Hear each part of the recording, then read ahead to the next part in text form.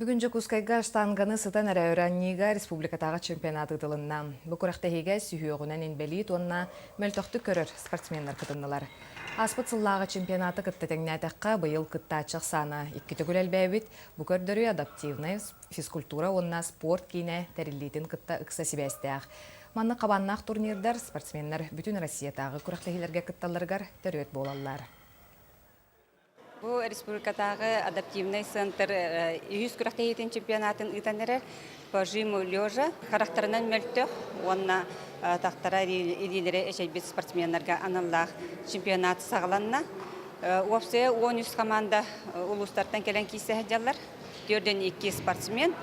Кейінлер бары кайырға, қатуға настройкалара улахан.